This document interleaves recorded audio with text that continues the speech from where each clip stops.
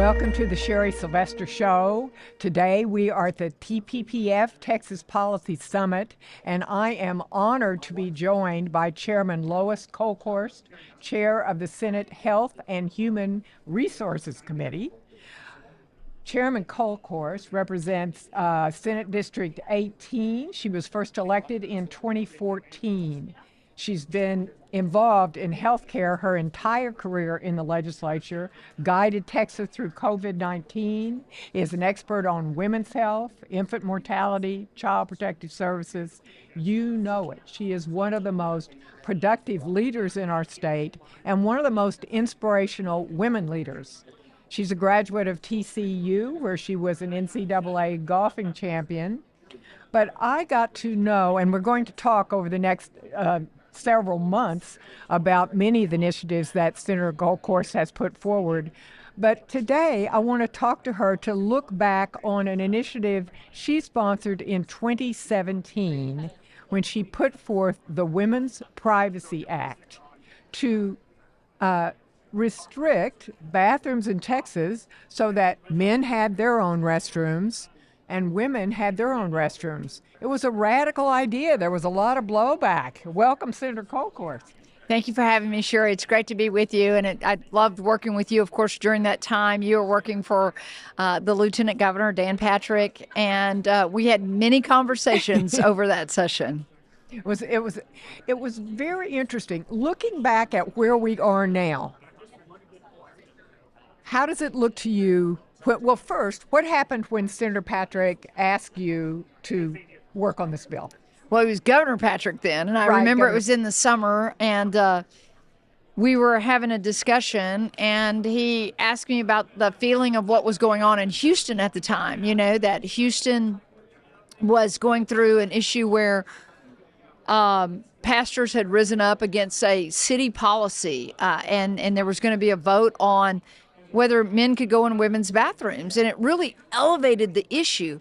But what also elevated the issue was that President Obama, Barack Obama at the time, had issued a letter in May that basically said to all of the school districts, anyone that a child can decide their gender at any given time on any given day, which means you have to give them access not just to the restrooms, but also to sports, to on overnight trips, on anything that a child could decide their gender on a day-to-day basis.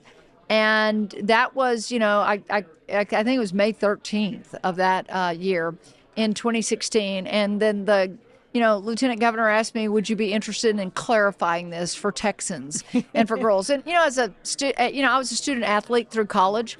I got to be a student athlete in college, thank goodness, because of Title IX, which was something that the Democrats had celebrated way back in the 1970s.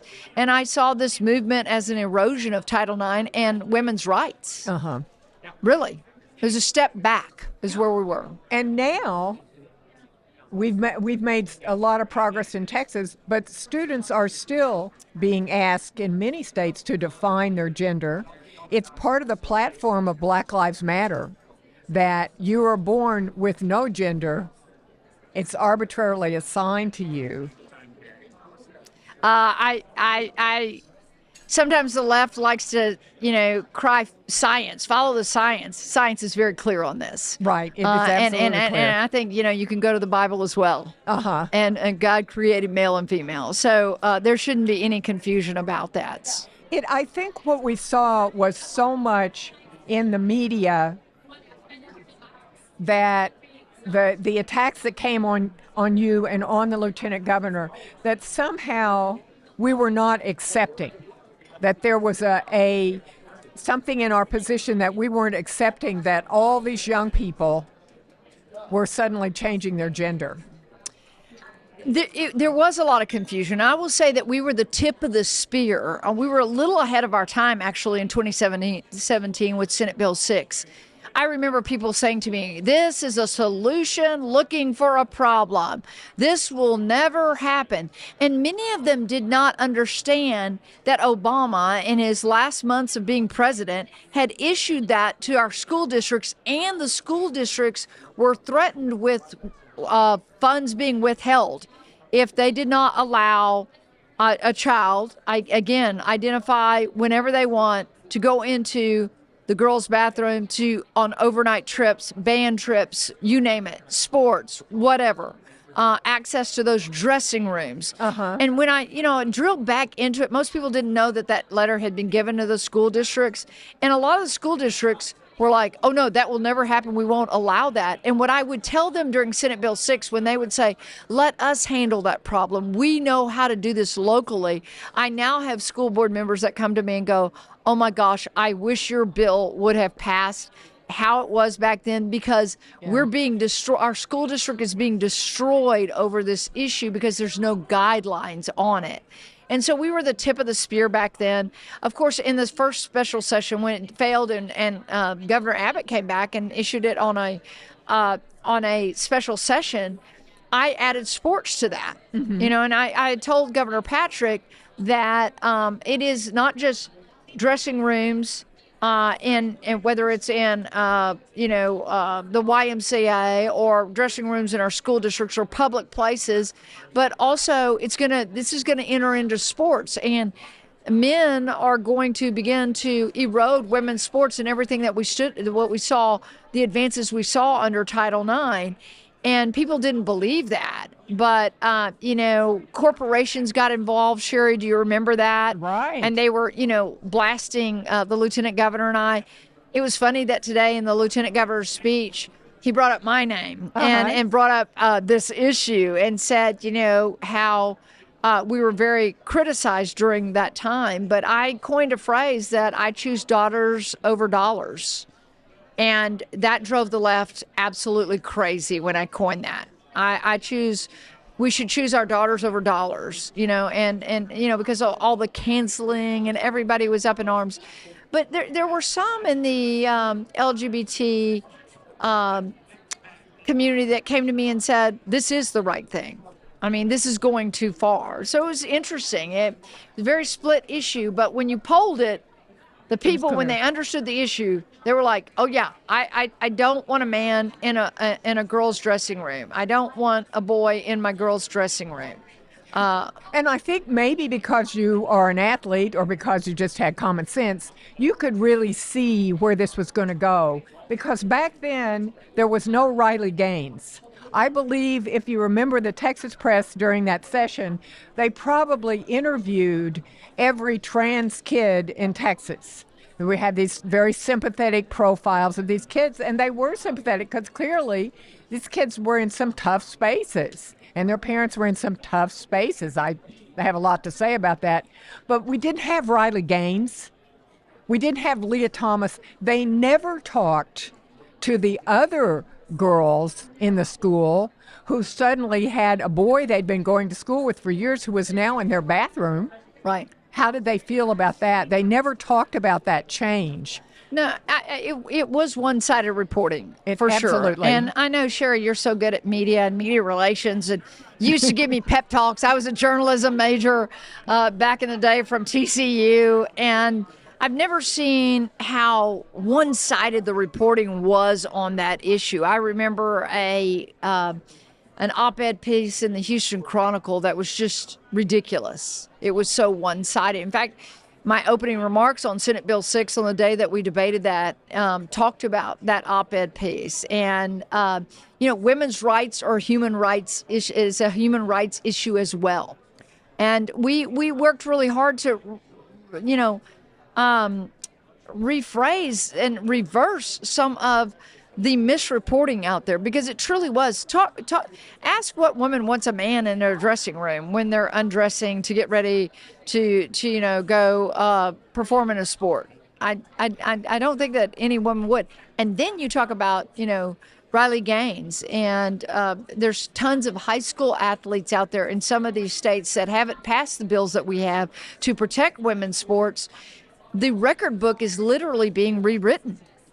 It is being rewritten by people that are boys competing in girls' sports. And so, again, I saw this as a great erosion of Title IX and the advances that we had made, both in the high school and amateur sports as well as college sports.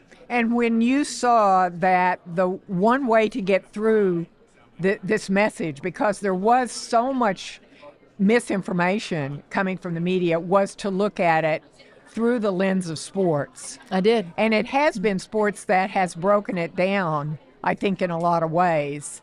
I saw what was coming, I think, Sherry. Uh-huh. It was the evolution that was going to lead to this, the claim of I'm now a girl and I'm going to compete in women's sports. I saw that coming. I did. Mm-hmm. And again, I told the story back then when I was carrying Senate Bill 6 of when Title IX passed. And I remember I had to give an interview as a small little girl about I was a pretty good athlete. I was a good athlete. I was blessed by God in that regard. And a radio station called me and said, now you can compete in Little League because there really were no softball leagues. And I remember my mother saying to my dad, she's not going to compete with the boys. You're going to form a softball league for our girl to play in. But, Title IX made so many advances for us. And what I saw in this movement was, again, the erosion of women's rights and what we had done, which is really interesting for a conservative Republican to be leading with that and to watch the other side attack that. When, if you look back at Title IX, it was Democrats that passed Title IX. It's so much not an understanding of the history and what it took to get there. I heard speculation as we start March Madness today that they believe that the women's NCAA tournament will actually have more viewership than the men's. Isn't that terrific? It is absolutely great. And of course, we have a record-setting Iowa Hawkeye that's leading the way on that and has set the NCAA record for the most points ever scored by any basketball player. So women are breaking a lot of glass ceilings. Exactly. And it's so exciting to see. It's really made a difference. And one of the things to me that you can see the opportunism, and also something that we've got to look at a lot more closely, is that we do have men trying to get into women's sports, and sometimes successfully. But if you look at the transgender data, it's almost always women and girls that are moving. And we know that. And it's tough being a girl. Right. It's tough being a girl. And I worry that when you go in with those issues to your school counselor, your doctor, your parents, and you say it's tough being a girl, that the answer is, well, maybe you're not a girl, maybe you're a boy.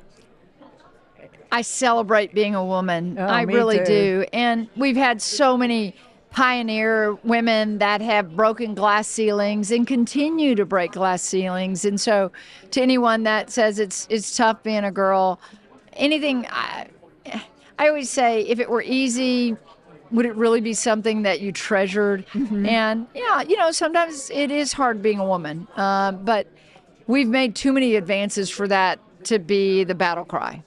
Well, now, one of the things that is also surprising to me about Democrats is that they always look at Europe. We should be more like Europe. But Europe, England most recently, they have shut down all their sex transition surgeries. They've shut down the puberty blockers, all those things that we do in Texas and are criticized and end up in court. Oh, yeah. No, the science again, I mean, we don't allow, I speak from as the chair of Health and Human Services, is that, we shut down youth going into tanning beds because it could lead to skin cancer. We don't allow children to be tattooed. We don't allow a child to, smoke until a certain age or to drink until a certain age. We have all these age barriers, and that's something that we carried, of course, with a bill this year. But we were allowing children to dictate sterilization before they were adult age. I mean, think about that. We limit that you can get a tattoo, but oh yes, you can sterilize yourself. That didn't make sense to me. And again, I want to be sensitive to someone that if they say, maybe, I need to go through this phase, just don't do the blockers and don't do the mutilation. I mean, wait until you've become an adult to make that decision, I think is super important. Exactly. There's a real tolerance there, but also a recognition. I always tell this joke about my grandson, who's a soccer star. I haven't talked to him about it. And the coach at Notre Dame approached him. And I said, well, gee, that's great. And he said to me, why would I want to go to Notre Dame? And he's 17 years old. And I thought, and we would let this kid make a decision? Right. I mean, like, why doesn't he want to go play sports in Notre Dame? That's right, a cool exactly. thing. I mean, that's the level. Well, and I was questioning, well, they didn't like green and gold, you know? So the idea that you would make this life-changing medical decision for which we know nothing. We don't know the the science is very new on all of this, and I think that European countries have been very smart to tap this down. And again, Texas has led on this issue, like we did this last session, in saying we're not going to let that that at least the gender modification through drugs or surgeries until the person becomes an adult. In addition to athletes, what are you seeing culturally? I mean, we had the Dylan Mulvaney high profile. Yeah, that was interesting to watch Bud Light basically get canceled because they used the Mulvaney spokesperson and what that led to. So I think that the canceling culture is working both ways now. So it gives corporations a moment to hit the pause button, and it seems like they were advancing so rapidly down a path like we saw with Senate Bill 6. You remember the number of corporations that, and the threats of all the big ones, the Pac-12 that's no more wasn't going to come to Texas to play sports. Where are you now, Pac-12? Oops. But all of this, like, oh, we're not going to let you host a Super Bowl. And I will say that Governor Patrick and other leaders in the Senate and the House, stood toe-to-toe with us, and we stood our ground. But corporations would meet with the lieutenant governor and I and say, you're going to wreck our economy.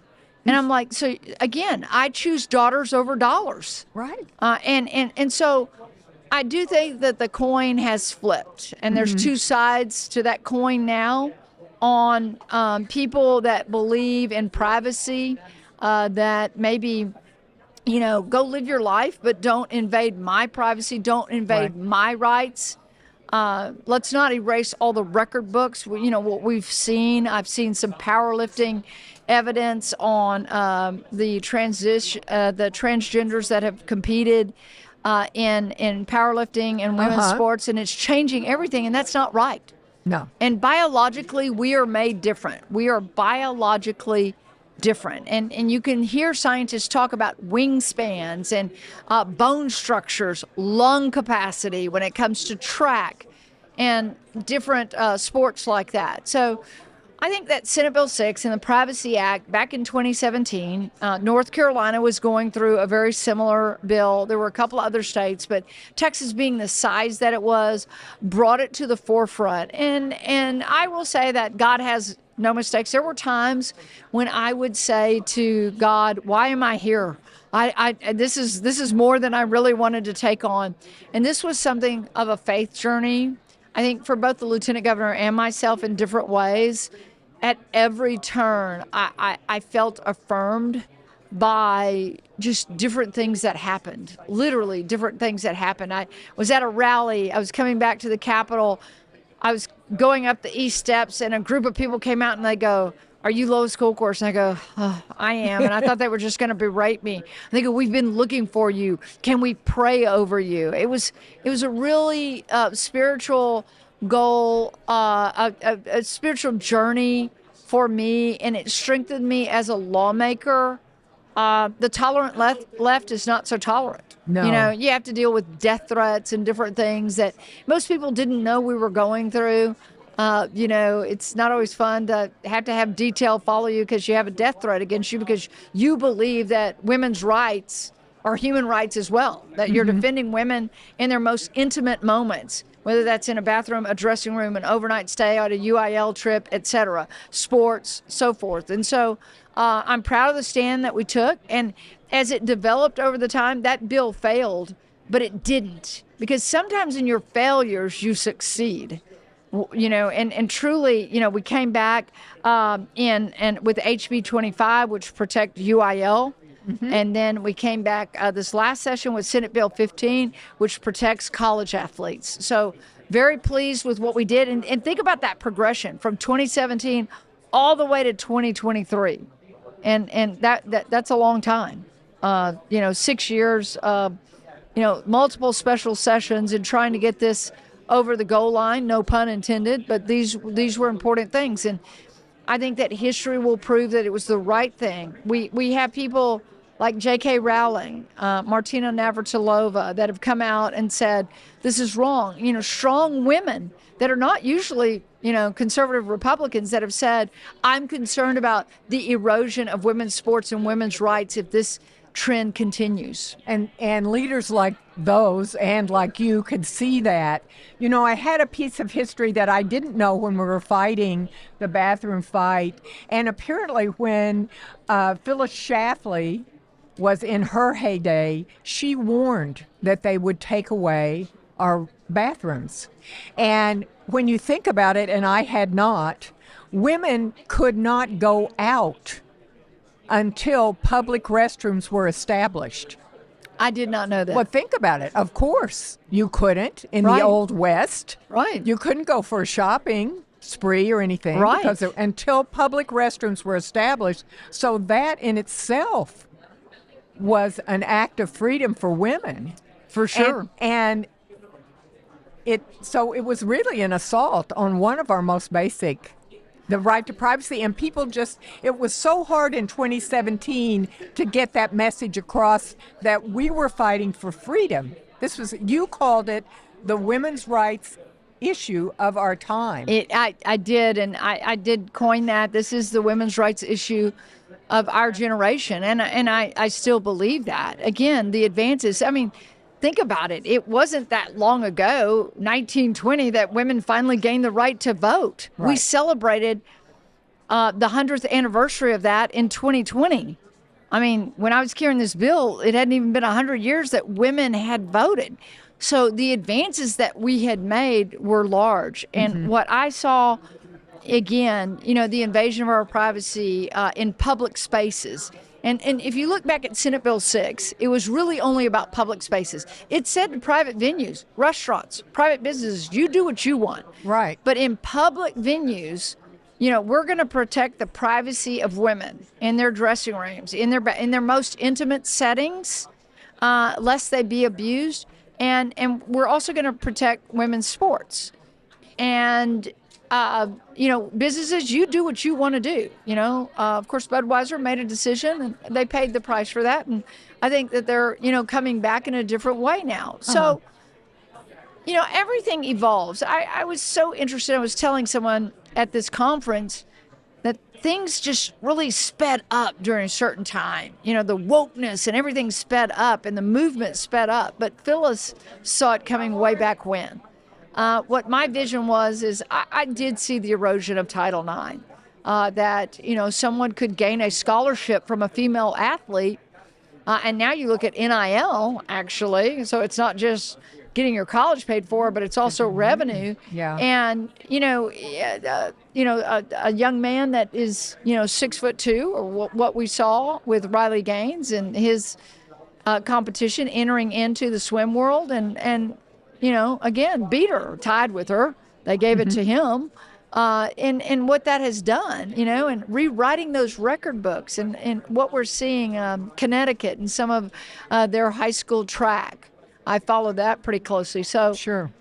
This has been a big issue. It was not easy. And it's not comfortable to have a shift. But, you look back at the women's suffrage movement and, they had to starve themselves to death. They had to do all kind of things to try to get the attention to say, women's rights are important and we should have the right to vote. Again, this is the women's rights issue of our generation, is to protect women's sports and our most intimate private spaces.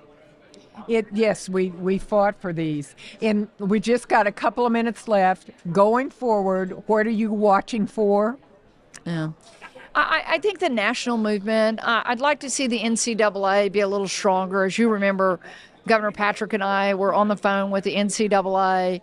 I'd like to see professional sports, make a pretty good stand on this. Again, protect women's sports. Don't let the record books be rewritten because you can't overcome that. Even if they finally say one day, "Oh, you're right," and we shouldn't allow someone to transition to be a woman and then compete in these sports. Is there room for somebody that says, transgender sports should have their own competition? Fine. This is America. Great.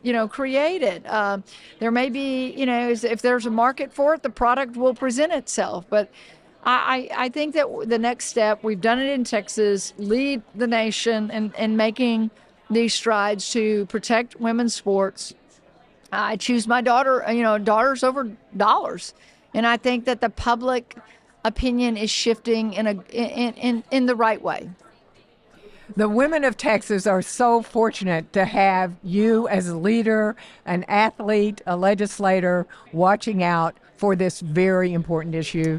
Lois, thank you so much for joining us Sherry, today. I'll end it with this. I will tell you that when I was elected to the Texas Senate, I was only the 17th woman since 1845 to be elected to the Texas Senate. I would not have ever been elected had I not competed as an athlete and learned lessons of life on those playing fields when I didn't think I could take another step, or when I was so nervous or scared and overcoming those demons. It's really helped me be a successful lawmaker, a successful mother, to pass those ideals and that competition on to my children, both my son and my daughter. And so I'm so grateful to have been on that stage, to brought it to light, and to work with strong females like you that broke a lot of glass ceilings for women like me. And hopefully women my age are doing that for those young girls right now in grade school. And so glad you're protecting that so we can continue to move forward. Amen. Thank you so much for joining us on the Sherry Sylvester Show. You can get the Sherry Sylvester Show at Apple and Spotify or wherever you get your podcasts. If you'd like to read my newsletter, sign up for Ninth in Congress at www.texaspolicy.com, Ninth in Congress.